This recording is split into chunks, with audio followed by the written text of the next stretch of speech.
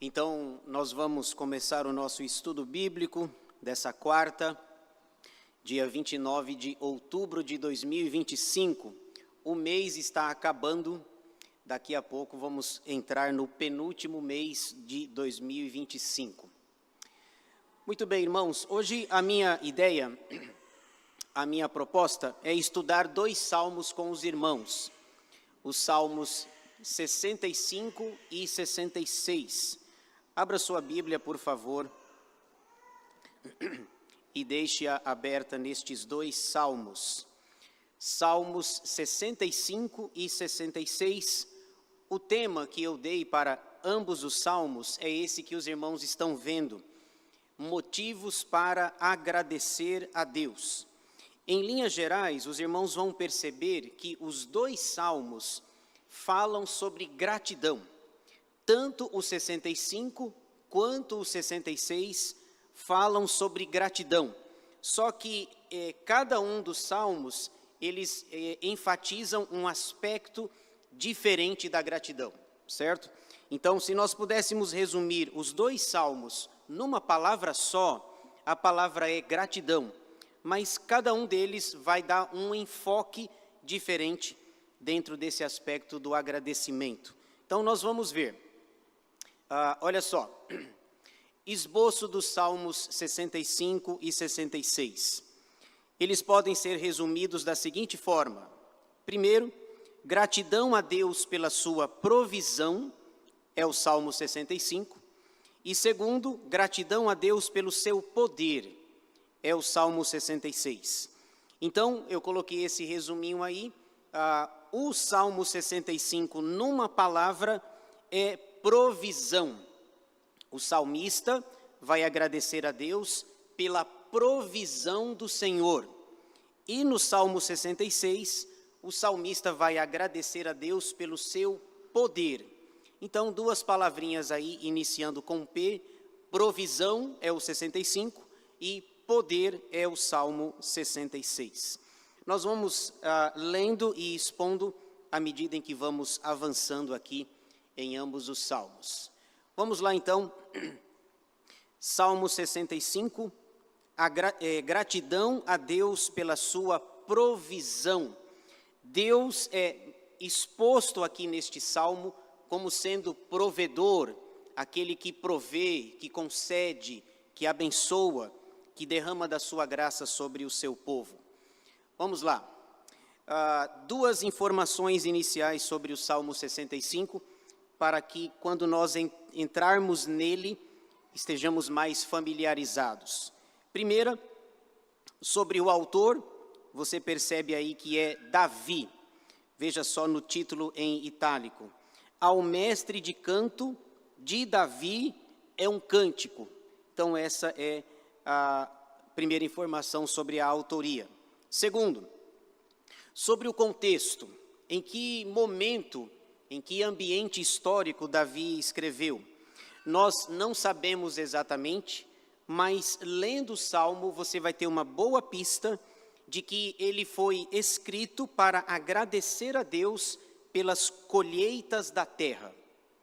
O Salmo 65 é uma expressão de gratidão de Davi pelo Deus que provê, pelo Deus que cuida da terra, da plantação, que providencia a comida, a alimentação.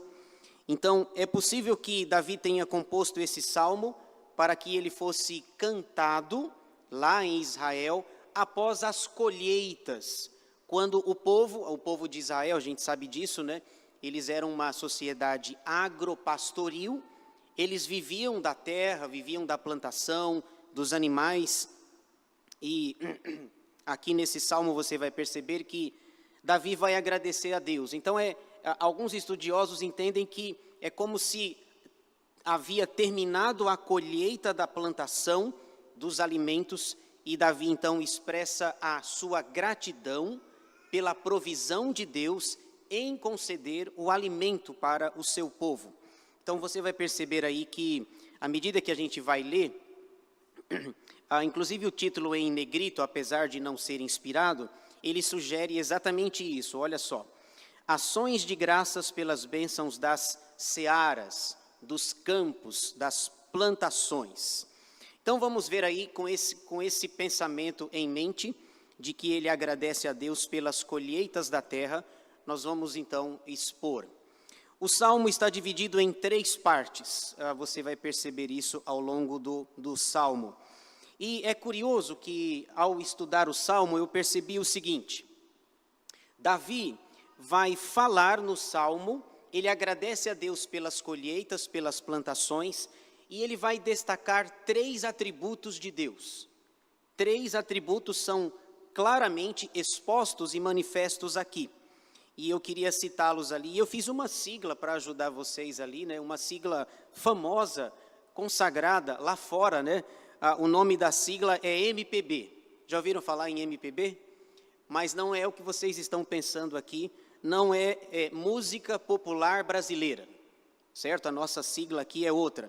Então, Davi vai agradecer a Deus pelas colheitas, enfatizando 3 atributos de Deus, que formam a sigla MPB.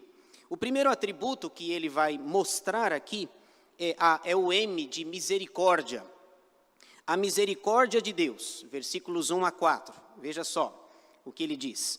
A ti, ó Deus, confiança e louvor em Sião, e a ti se pagará o voto. Ó tu que escutas a oração, a ti virão todos os homens, por causa de suas iniquidades. Se prevalecem as nossas transgressões, tu nolas perdoas. Bem-aventurado aquele a quem escolhes e aproximas de ti, para que assista nos teus átrios. Ficaremos satisfeitos com a bondade de tua casa, o teu santo templo. Você deve ter percebido o seguinte: não aparece aí nos versículos 1 a 4 a palavra misericórdia. Então eu falei que é a letra M de misericórdia, mas não aparece diretamente. Mas diz, a gente conhece o ditado popular que diz que para bom entendedor, meia palavra basta. De onde é que eu tirei a palavra misericórdia aqui do texto? Ela aparece aí no final, a última palavra do versículo 3, que é perdoas. A palavra perdoas pressupõe que Deus é aquele que usa de misericórdia para com o seu povo, para com os seus escolhidos. Então, o primeiro atributo que Davi enfatiza aqui é a misericórdia de Deus. E esse é um atributo bastante conhecido. Nós temos até mais para frente, lá no Salmo 136, um salmo em que todos os versículos terminam falando sobre esse atributo, lembra? Rendei graças ao Senhor, porque o Senhor é bom, porque a sua misericórdia dura para sempre. Todos os versículos do Salmo 136 terminam com essa expressão, porque a misericórdia do Senhor dura para sempre. Então, apesar de não aparecer a palavra misericórdia, o termo perdão pressupõe que o nosso Deus é misericordioso. Ele começa dizendo no versículo 1, que o louvor é devido em Sião. Essa palavrinha Sião aqui. Sião é aonde foi construído o templo do Senhor. O Monte Sião, aonde mais para frente o seu filho Salomão iria construir o templo de símbolo da religiosidade judaica do povo de Deus. Então ele diz, olha, o louvor é devido em Sião, que é o local separado para adoração. Hoje, a gente não tem muita noção da importância de Sião, porque nós temos muitas igrejas, muitos templos, em todos os lugares, em todas as cidades, países, a maioria deles, pelo menos, nós temos igrejas. Mas lá, para este povo da antiga aliança, Sião era uma referência. Só tem um lugar, só tem um templo. Nós lemos no Salmo 92, por exemplo, um cântico para o dia de sábado, quando o povo de Deus se reunia para adorar ao Senhor. Nos versículos 2 e 3, você percebe que Davi diz que Deus escuta a nossa oração e nos dá perdão. É por isso que o primeiro dos 3 atributos aí é a misericórdia de Deus. Nós pecamos, falhamos, desobedecemos a Deus, mas o Senhor nos perdoa. É o que ele diz nos versículos 2 e 3. Ele usa a palavra iniquidades no versículo 3, também o termo transgressões. E no versículo 4, ele usa uma expressão conhecida nossa, né? Bem-aventurado aquele a quem escolhes e aproximas de ti para que assista nos teus átrios. Bem-aventurados nós conhecemos, é aquela expressão lá do Novo Testamento, felizes ou mais do que felizes. Conhecemos isso por causa das bem-aventuranças citadas por Jesus lá em Mateus no capítulo 5. A palavra grega lá para bem-aventurança é makarios. Makarios é bem-aventurado, feliz ou mais do que felizes, são aqueles a quem escolhes. E aqui tem um detalhe interessante, né? A questão da escolha, da eleição de Deus. É Deus quem nos escolhe. Não fomos nós que escolhemos a Deus. É Ele quem nos escolhe. Davi tem esse pensamento, bem-aventurado aquele a quem escolhes. Não sou eu quem escolho, é Deus. E lá no Novo Testamento, aquela referência que eu coloquei ali, João 15:16, Jesus estava conversando com seus discípulos, ele está falando que ele é a videira verdadeira, e lá em João 15:16 ele disse o seguinte: não fostes vós que me escolhestes a mim, pelo contrário, eu vos escolhi a vós outros para que vades e deis frutos. Então observem que o que Davi está dizendo aqui no Salmo 65:4 combina com o que Jesus disse no Novo Testamento. Jesus diz: vocês não me escolheram, eu escolhi vocês para que vocês vão e deem frutos para a glória de Deus. Então a escolha, a eleição pressupõe que foi Deus quem agiu de forma soberana para escolher o seu povo, as suas ovelhas. Vamos aí para a próxima letra. O outro atributo que Davi vai usar aí é a letra P, de poder. Agora Davi vai falar sobre o poder de Deus, versículos 5 a 8, desses 3 atributos que ele usa para agradecer a Deus pelas colheitas, pelas plantações. Versículo 5: com tremendos feitos nos respondes em tua justiça, ó Deus, Salvador nosso, esperança de todos os confins da terra e dos mares longínquos, que por tua força consolidas os montes, cingido de poder. Olha a palavra aí, poder, que é um outro atributo. Que aplacas o rugir dos mares, o ruído das suas ondas e o tumulto das gentes. Os que habitam nos confins da terra temem os teus sinais. Os que vêm do oriente e do ocidente, tu os fazes exultar de júbilo. Então, agora o que Davi está fazendo é agradecendo a Deus pelo seu poder. Além de poder, ele usa uma outra palavra, que é a palavra força, no versículo 6. Então, Deus é forte, Deus é poderoso. Deus, no versículo 5, realiza feitos tremendos. Ele, de fato, é poderoso e soberano sobre todas as coisas. Eu coloquei um resuminho ali da palavra poder. Veja só, nos versículos 5 a 7, ele destaca os tremendos feitos de Deus.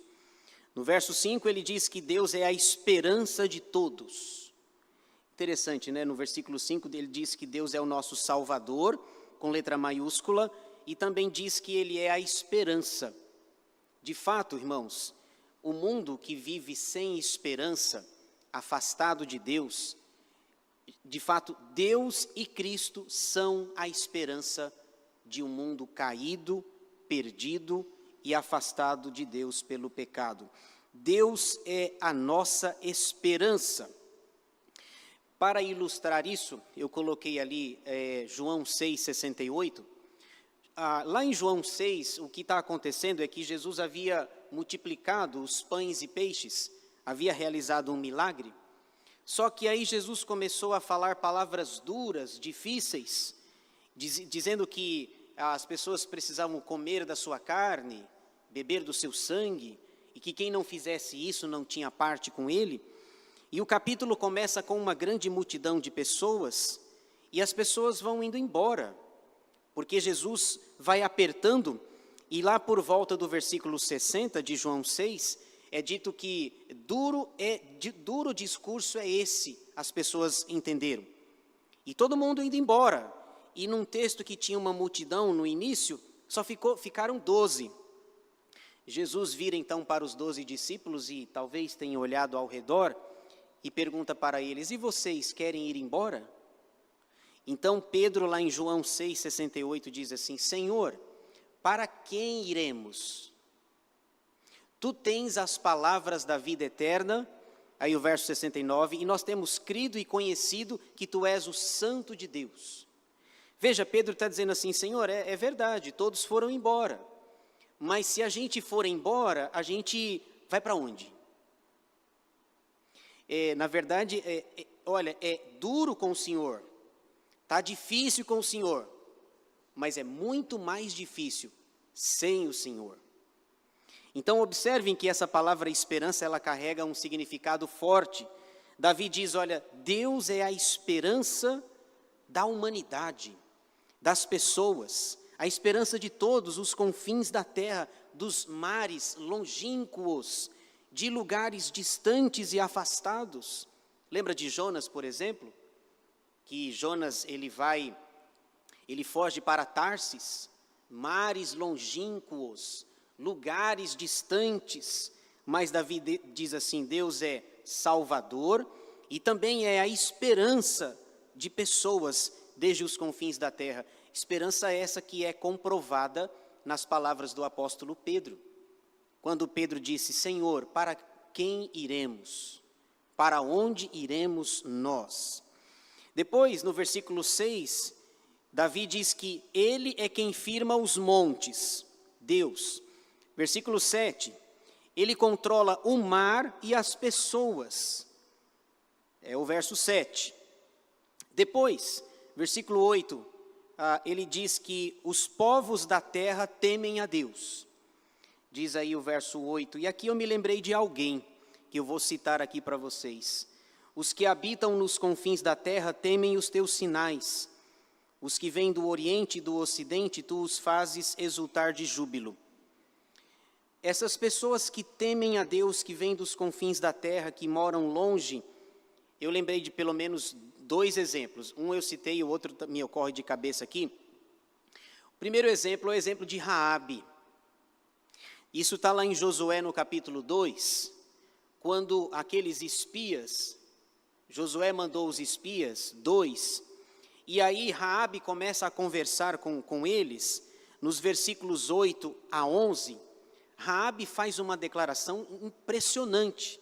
Raabe disse para aqueles 2 espias, olha, chegou até nós, chegou até aqui, a nossa cidade, em Jericó, que o Deus de vocês é grande, é poderoso, é soberano. Nós ouvimos dizer que o Deus de vocês abriu o mar vermelho. O Deus de vocês fez com que o exército de Faraó perecesse.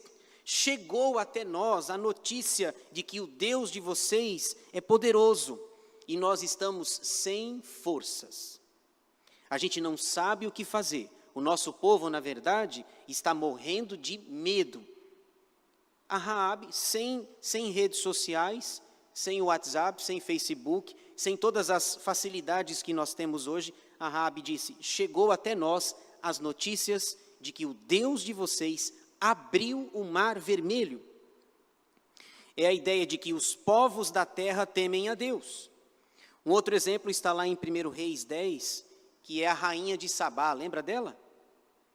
A rainha de Sabá fez uma viagem gigante, enorme, viajou muitos quilômetros para ver a sabedoria de Salomão, para ver a glória do templo, a sabedoria dele, a forma com que ele tratava as pessoas, a alimentação, como funcionava o reino. e a rainha diz assim: lá na minha terra diziam que você era famoso, que era impressionante, mas quando eu cheguei aqui, eu comprovei que não era a metade do que falavam. E ela ficou impressionada, e veja, ela vem dos confins da terra, do Oriente e do Ocidente, para ver a grandeza de Deus, o poder do Senhor.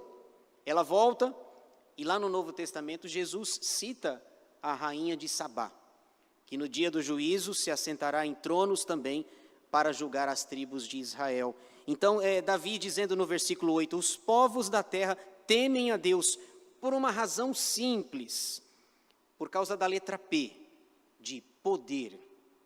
Deus é poderoso, Ele faz feitos tremendos, Ele é salvador, Ele tem poder sobre o mar, sobre as pessoas, Ele cuida do tumulto, e até gente que mora nos lugares mais distantes e longínquos conhecem a Deus. Muito bem, agora vamos para a terceira letra. Agora é a letra B, de bondade, da nossa sigla MPB. M de misericórdia, P de poder e agora B de bondade. A bondade de Deus, versículos 9 a 13. Veja só, Davi vai expressar agora a bondade do Senhor em abençoar o povo, em providenciar a colheita, o alimento que as pessoas precisam. Versículo 9. Tu visitas a terra e a regas, tu a enriqueces copiosamente. Os ribeiros de Deus são abundantes de água, preparas o cereal, porque para isso a dispões, regando-lhe os sulcos, aplanando-lhe as leivas. Tu a amoleces com chuviscos e lhe abençoas a produção. Coroas o ano da tua bondade. Olha aí a palavra-chave aparecendo aí. Deus é bom. As tuas pegadas destilam fartura, destilam sobre as pastagens do deserto, e de júbilo se reverdecem os outeiros ou as colinas. Os campos cobrem-se de rebanhos, e os vales vestem-se de espigas, exultam de alegria e cantam. Em outras palavras, o que Davi está fazendo é exaltando a bondade de Deus. Deus que nos deu a colheita, a plantação, a alimentação que nós tanto necessitamos, Ele cuida da terra, Ele rega a terra, Ele faz com que a plantação cresça, se desenvolva e dê frutos. Veja aí, eu fiz um resuminho também aí sobre a bondade de Deus. Versículos 9 e 10, Ele derrama a sua bênção na terra, pressupondo aí a palavra terra, que Deus é bom. No versículo 9 é dito que Deus manda chuva sobre ela. Deus manda a chuva. Lembra quando não chove no Antigo Testamento, não é um problema? Então, quando não chove, como por exemplo Elias disse lá em 1 Reis 17 que não ia chover, quando não chove, quando Deus retém a chuva é um problema, mas quando Deus manda a chuva é a solução. E no versículo 9 é dito que Deus manda a chuva. E sobre chuva, vocês devem ter pego chuva hoje aí, né? Hoje choveu bastante por aqui. Sobre chuva eu me lembrei de um texto também, lá em Mateus 5, no Sermão do Monte. Jesus está falando no Sermão do Monte, aqueles 3 capítulos, Mateus 5, 6 e 7. E lá é dito, Jesus diz assim, olha, Deus é bom. E Deus manda a chuva sobre os bons e os maus, sobre os justos e sobre os injustos. A chuva cai na plantação de quem teme a Deus e na plantação de quem não teme a Deus. Deus é bom, Ele manda o sol para todos, Ele manda a chuva para todos, até quem não o conhece, quem não tem compromisso com Ele, chove lá na plantação dele. Só teve uma vez que não choveu, que é lá no Egito, mas é Deus privando o Egito, mostrando que Ele é o abençoador, o provedor, mas sempre Deus cuida, abençoa e derrama a sua chuva. Jesus diz lá então, portanto, Mateus 5,45, que Deus derrama a sua chuva sobre justos e injustos. Depois, versículos 11 e 12, Ele derrama fartura na criação. é o que é dito aí sobre fartura. Coroas o ano da tua bondade, as tuas pegadas destilam fartura, destilam sobre as pastagens do deserto. Olha um detalhe interessante, deserto não tem pastagem, perceberam? Deserto é deserto, é um lugar inóspito, sem vida, seco. Quando aqueles que assistiam desenho, né, quando você via uma pessoa, um homem no deserto, naquele monte de areia lá, né, você via a pessoa faminta e principalmente sedenta, em busca de água. E aqui é dito que Deus destila fartura, e no deserto, quando Ele derrama a sua bondade, lá tem pastagens. Também é dito que de júbilo se revestem os outeiros ou as colinas. Outro detalhe, os campos cobrem-se de rebanhos e os vales vestem-se de espigas, exultam de alegria e cantam. Dois detalhes aqui. O primeiro está no versículo 11, é sobre as pegadas de Deus. Deus tem pé? Não, certo? Isso é uma linguagem, é uma forma de linguagem para que nós possamos entender. A gente chama isso de antropomorfismo, que é atribuir formas a Deus. Tem também o antropopatismo, que é atribuir sentimentos a Deus. É uma forma de adaptação para que nós entendamos Deus. Então ele diz, olha, quando Deus passa com as suas pegadas, Ele destila fartura, bênçãos. No deserto tem pastagem, lá nos vales tem espigas, e Deus derrama a sua bênção sobre a sua criação, porque Ele é bom. Então, o antropomorfismo é atribuir formas. É como se você dissesse, a Bíblia fala, por exemplo, os olhos do Senhor estão em todos os lugares, contemplando os bons e os maus. Então, Deus não tem olho, mas é uma linguagem de acomodação para que eu, que tenho olho, entenda o que o texto está dizendo. Quando diz que Deus está sentado sobre a redondeza da terra, os pés de Deus é a mesma ideia para que eu possa compreender. Então, antropomorfismo de forma e antropopatismo de sentimento. Deus se alegrou, Deus se entristeceu, Deus se arrependeu, que é uma expressão complicada, inclusive, que existe. É uma linguagem de acomodação para que nós, criaturas finitas, entendamos o infinito que é Deus. Outra coisa aí, que é uma linguagem metafórica também, o final do versículo 13, é dito que os rebanhos e os vales também são abençoados, e eles se alegram e cantam. Claro que eles nem cantam e nem se alegram. É uma forma de dizer que a criação também é reflexo da bondade de Deus. Então, esse é o Salmo 65, aonde Davi agradece a Deus pela sua provisão. Deus é o provedor, o sustentador, e Ele faz isso mostrando a sua misericórdia, o seu poder e a sua bondade sobre a criação. Vamos para o outro Salmo, Salmo 66, que também fala sobre gratidão. Gratidão a Deus pelo seu poder. Esse é o tema. A primeira palavra é provisão, e a segunda agora, que resume todo o Salmo 66. Aliás, nós cantamos, a Edenilda nos conduziu aí, a Edenilda cantou um salmo, é o Salmo 66, versículos 19 e 20. Bendito seja Deus que não me rejeita a oração, mas isso a gente chega já já no final do Salmo 66. O que foi cantado aqui é um trecho deste salmo.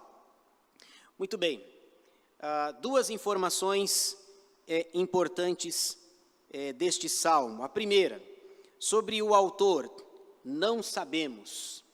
ele é desconhecido, veja só. Ao mestre de canto, cântico, salmo. Então, nós não sabemos quem o escreveu. E observem, o Salmo 65 é de Davi. O Salmo 66 não é dele. Não aparece o nome dele aí, mas uma coisa me chamou a atenção. Davi vem falando de gratidão no Salmo 65, e este salmista desconhecido permanece no mesmo tema, da gratidão a Deus. Davi fala de gratidão pela provisão no 65, e aqui no 66 esse autor desconhecido fala de gratidão, porque Deus é poderoso, poderoso.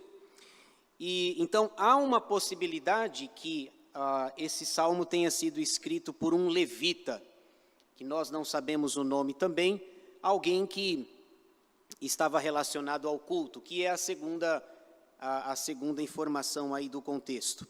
Não sabemos exatamente, mas pode ter sido alguém ligado ao culto na antiga aliança. Por que alguém ligado ao culto? Porque vocês vão perceber que existem algumas expressões que precisa ser de alguém que conhecia o culto.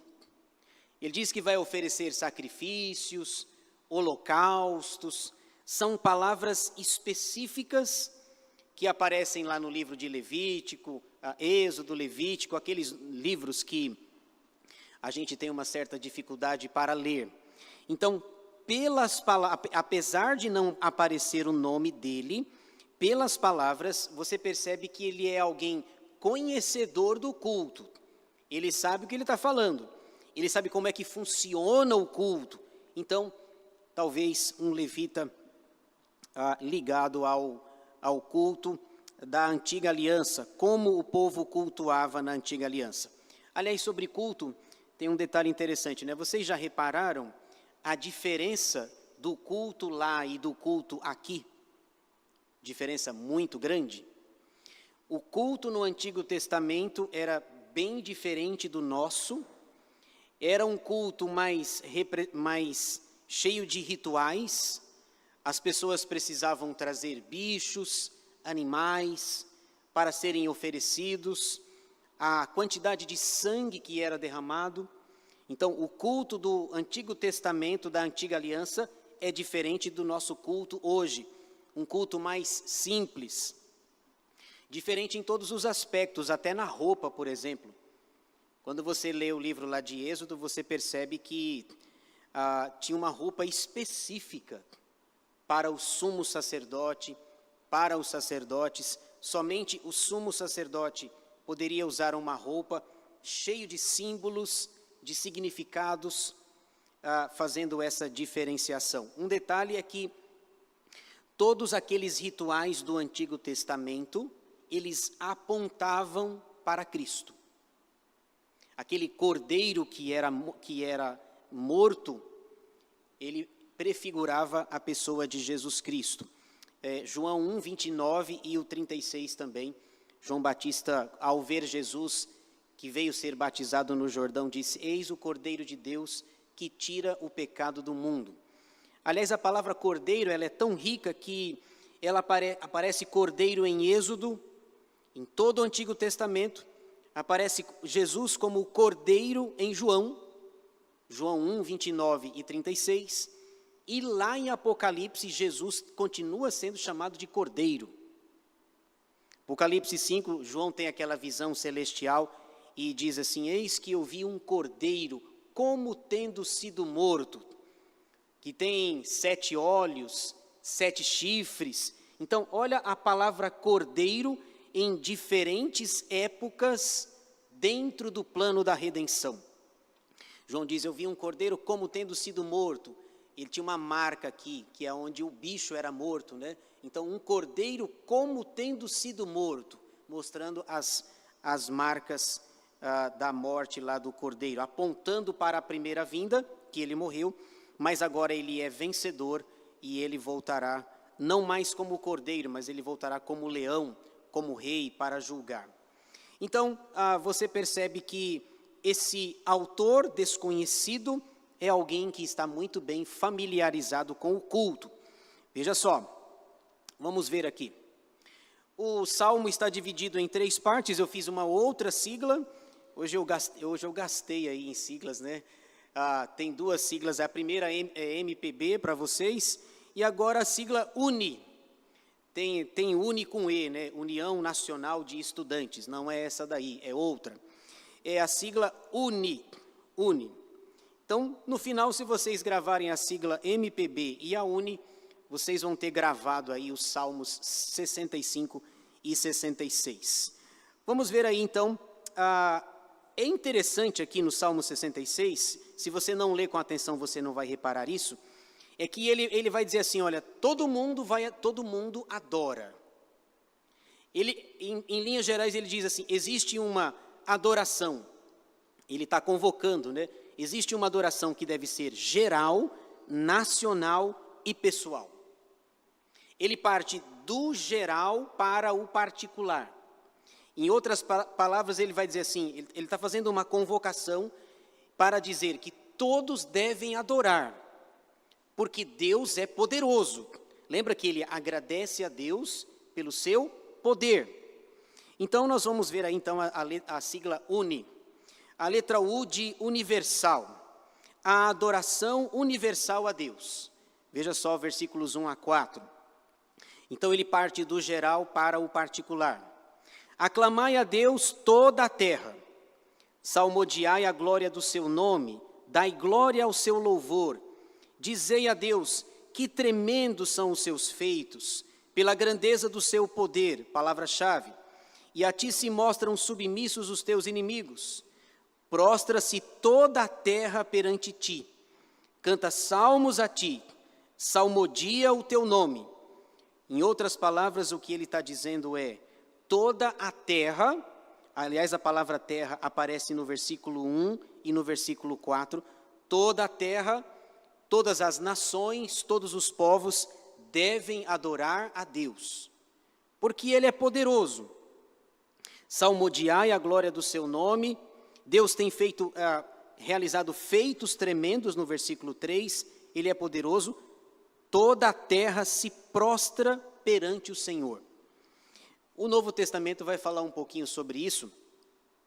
O apóstolo Paulo vai dizer, acho que em Romanos 14, que lá no último dia, por ocasião do julgamento final, lembra, toda língua vai confessar e todo joelho vai se dobrar e reconhecer que Jesus Cristo é o Senhor, para a glória de Deus Pai, até mesmo aqueles que não serão salvos.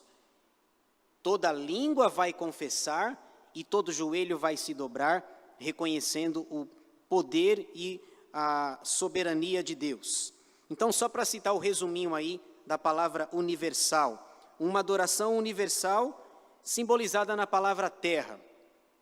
Versículo 1, a aclamação para toda a terra. Versículo 2, Deus deve ser adorado e glorificado por toda a terra. 3, a grandeza do poder de Deus. E 4, todos se prostram diante de Deus. Já pensou um ímpio, no último dia, ele vai se ajoelhar diante de Deus, se ajoelha, sua língua confessa e ele é condenado.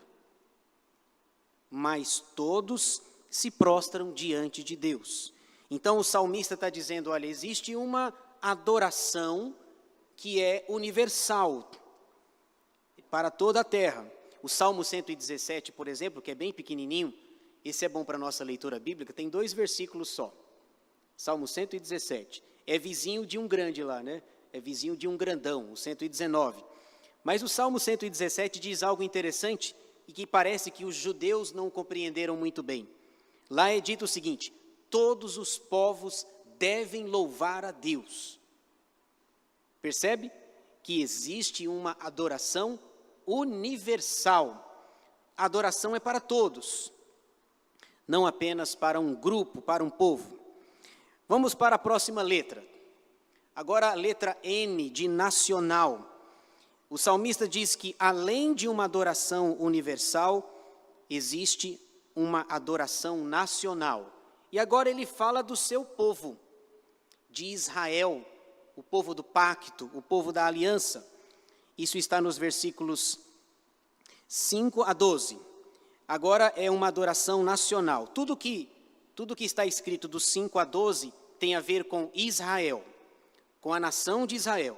E veja o que eles testemunharam. Versículo 5. Vinde e vede as obras de Deus. 2 pontos. Tremendos feitos para com os filhos dos homens. Converteu o mar em terra seca. Atravessaram o rio a pé. Ali nos alegramos nele. Vocês lembraram de alguma coisa aí? No versículo 6? Lembraram de algo? Então veja que ele sai do geral, ele não está mais tratando do universal, agora ele está falando de uma adoração nacional. Ele está chamando o seu povo, chamando a atenção para dizer assim, agora é com a gente. Nós que somos de Israel, o povo do pacto, o povo da aliança. O que foi que Deus fez? Que ele diz que Deus fez tremendos feitos no versículo 5. Quais feitos tremendos? O primeiro tem a ver com o mar. Eu coloquei aí, né, na descrição, o mar vermelho. Perdão. A passagem que acontece lá em Êxodo 14. Lembram-se desse episódio? O povo estava aqui de frente para o mar e eles olham para trás, tinha o exército de Faraó. Não é que Faraó se arrependeu? Falou, o que nós fizemos? Deixamos o povo sair. Então, aqui em frente tem o mar, à esquerda e à direita tem o deserto. Tem coisas inóspitas. E agora? Então Deus faz com que o mar se abra. E o povo passa a pé enxuto, a pé seco. E quando o exército de Faraó vai passar, o mar se fecha. Depois, anos depois, cerca de 40 anos depois, ele cita outro episódio. Atravessaram o rio Jordão. Não mais com Moisés, agora com Josué. E lá em Josué, no capítulo 3, que eu coloquei ali, é dito que o rio Jordão estava transbordando. Estava na época das cheias. E então, Josué conduz o povo. Aliás, Josué faz algo complicado ali, né? Ele manda os levitas na frente, levando a arca da aliança, e ele diz o seguinte, olha, vocês vão andando, entrem na água, e quando vocês entrarem na água, o rio se abre. E aí a gente passa. Se eu tivesse lá, talvez, na minha falta de fé, eu faria uma proposta um pouquinho diferente. Eu não sei se vocês fariam a mesma proposta. Como é que é aí, Josué? Então, vocês entram e depois se abre. A minha proposta seria, abre primeiro e depois a gente passa. Você faria isso?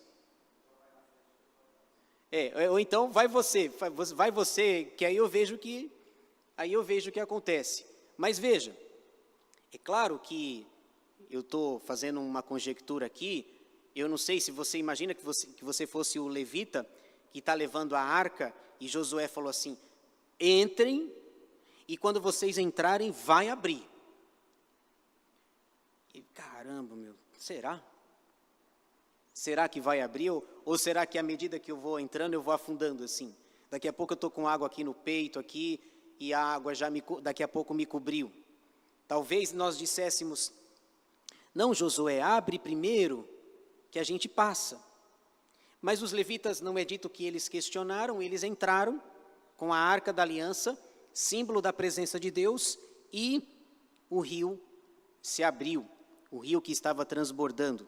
Então o salmista está dizendo, olha, observem nessa adoração nacional, agora não é mais lá fora, as outras nações, é nós nos lembrarmos da nossa própria história.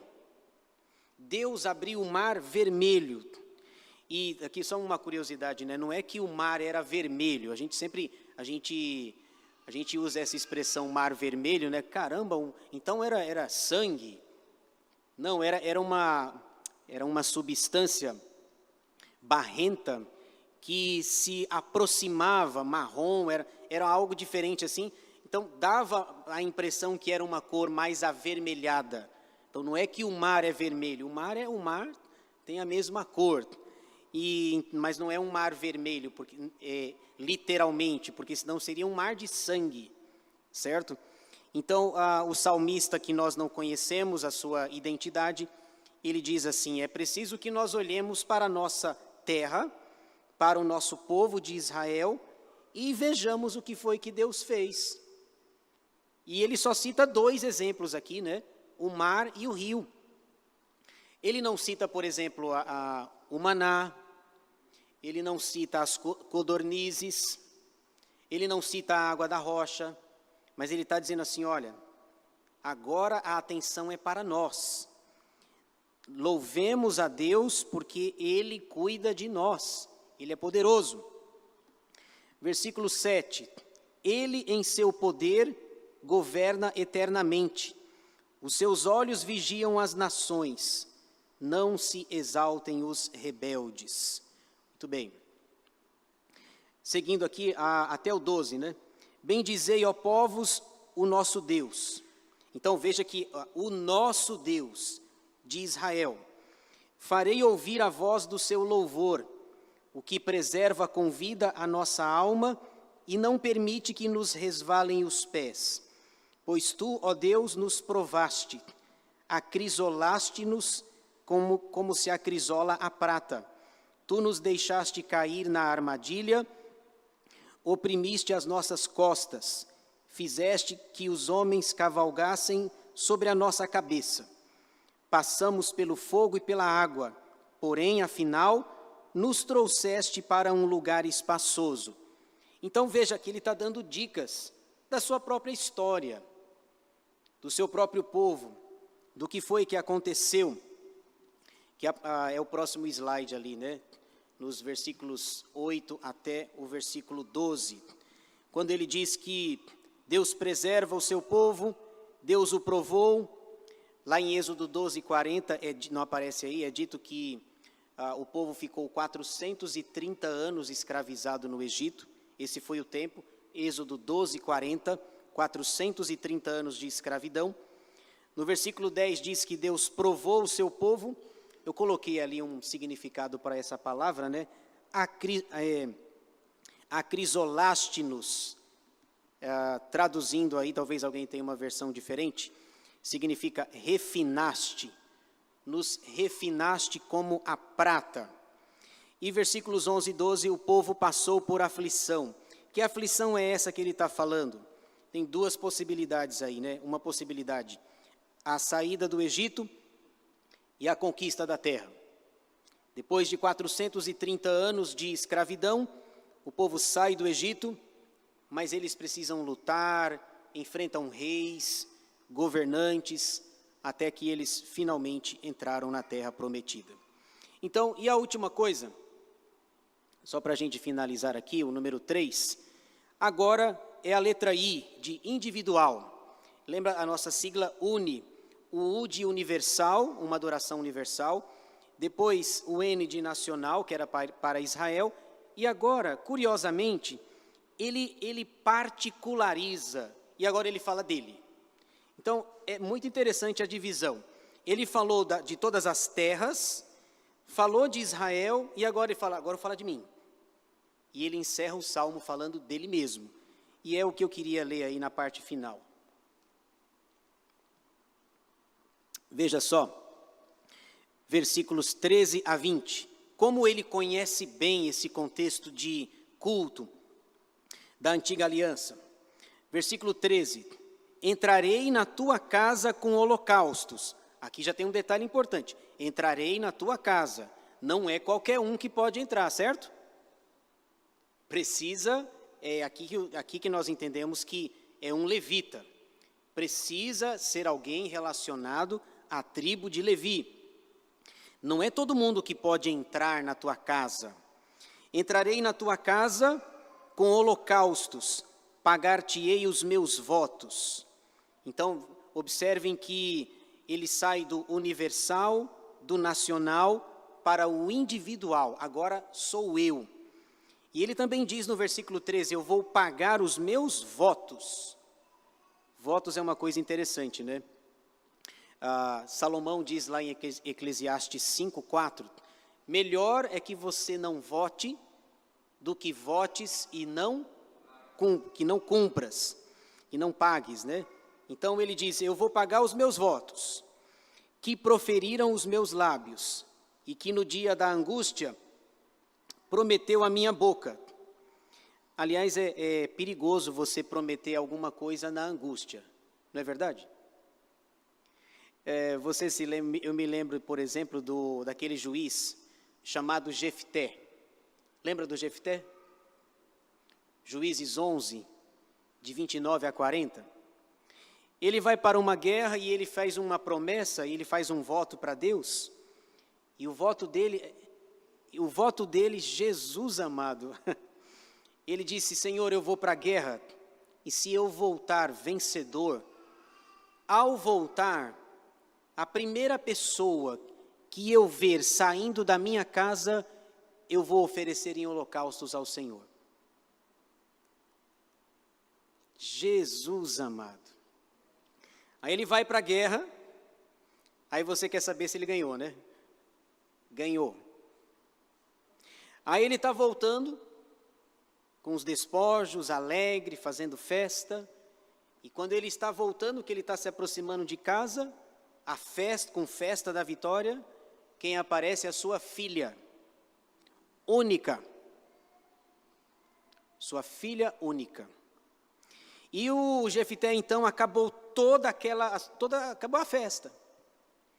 Então, a primeira pessoa que eu ver, eu vou oferecê-la em holocaustos.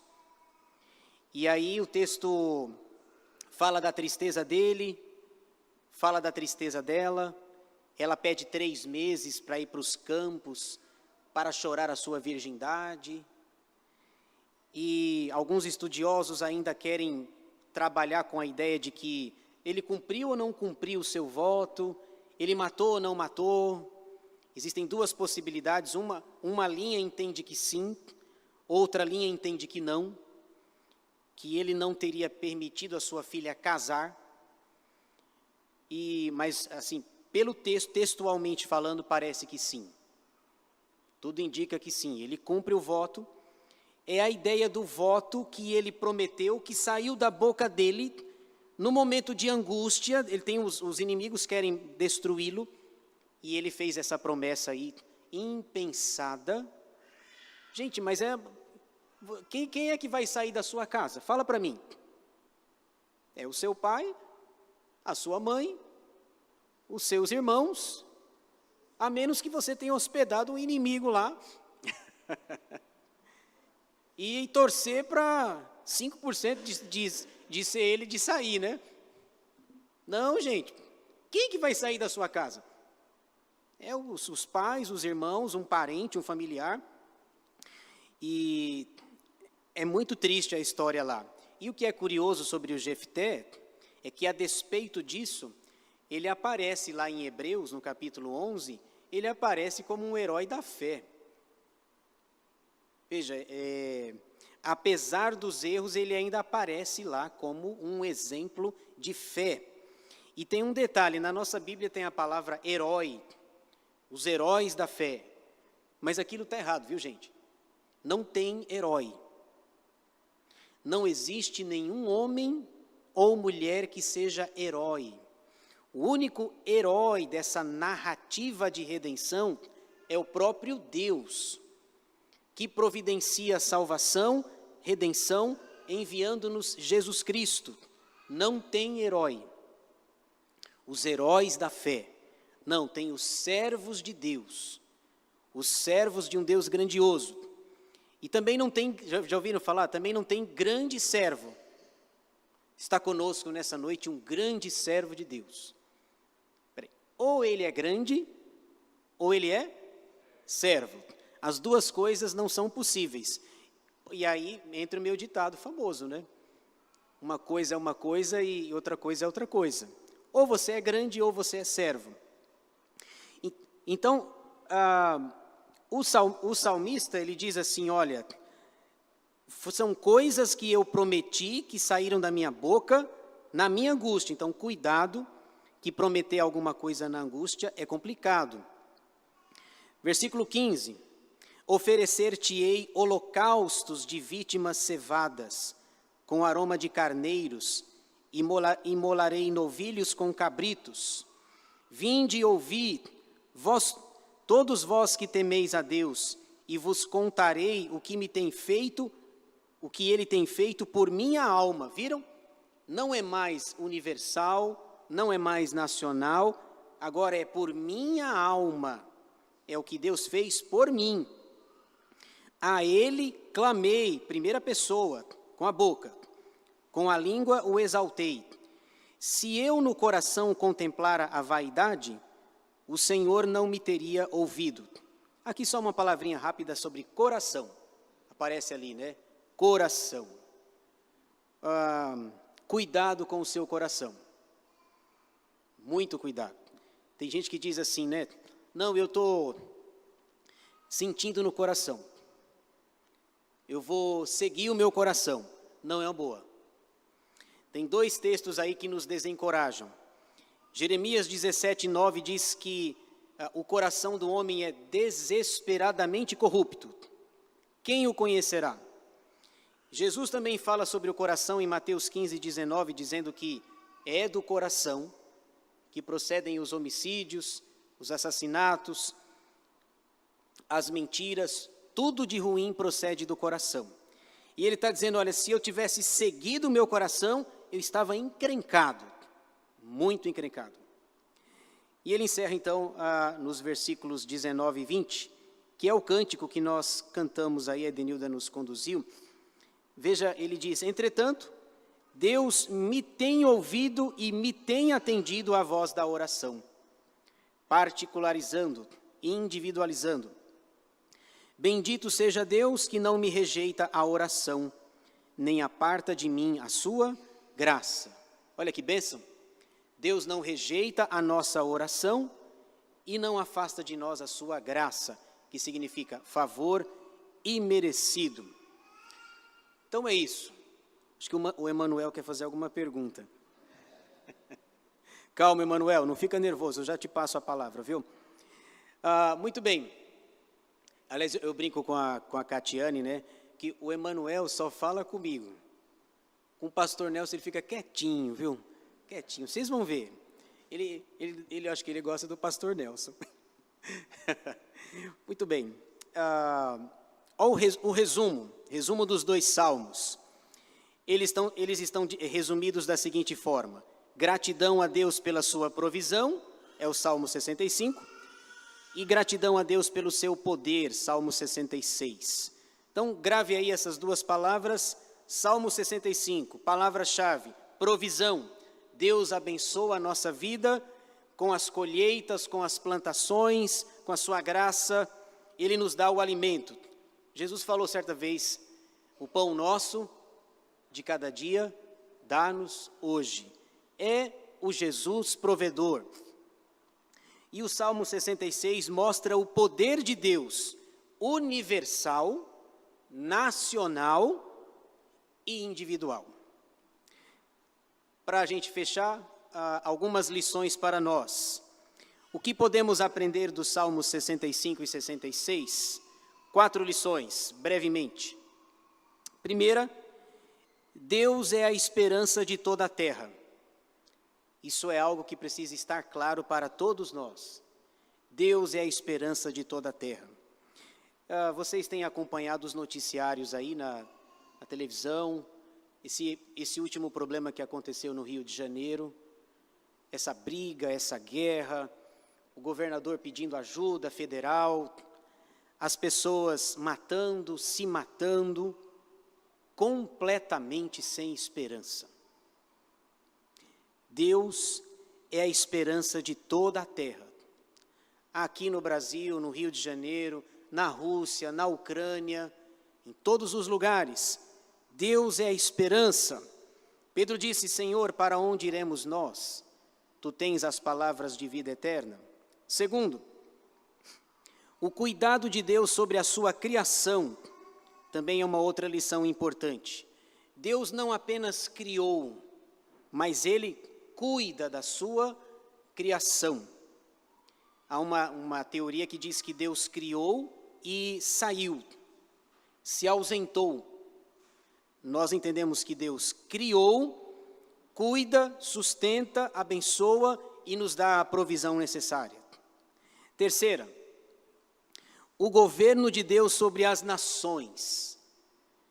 O Salmo 66, 7 diz exatamente isso. Deus governa as nações. E se você vê os noticiários, você percebe as nações em ebulição. Cada um querendo ser maior que o outro, não é assim? Você tem os Estados Unidos, a Rússia, a China, o Irã, a Coreia, grandes potências, grandes líderes, pessoas com muito poder. Alguém já disse que nós temos armas suficientes hoje para destruir a terra 27 vezes. Mas quantas terras nós temos? Uma, né? Uma. Então já tem arma demais. Já tem armamento suficiente para destruir o planeta Terra 27 vezes. Nosso mundo é um barril de pólvoras. E o salmista diz assim: Deus governa as nações. Essas nações que estão em ebulição, pessoas soberbas que se acham alguma coisa. E a quarta, os votos a Deus precisam ser pagos. É algo também que me chamou a atenção. Os votos a Deus precisam ser pagos. Nós fazemos votos na nossa vida pessoal, religiosa, prometemos trazer os nossos filhos, prometemos ser fiéis, obedientes, prometemos honrar a igreja, sustentá-la moralmente, espiritualmente, financeiramente. Prometemos no nosso casamento, em várias áreas. E é preciso que os nossos votos sejam levados a sérios. No Salmo 66, 13, o salmista diz: pagar-te-ei os meus votos. Eles precisam ser cumpridos para a glória do Senhor. É isso, irmãos. Salmos 65 e 66, motivos para agradecer a Deus, a sua provisão e o seu poder.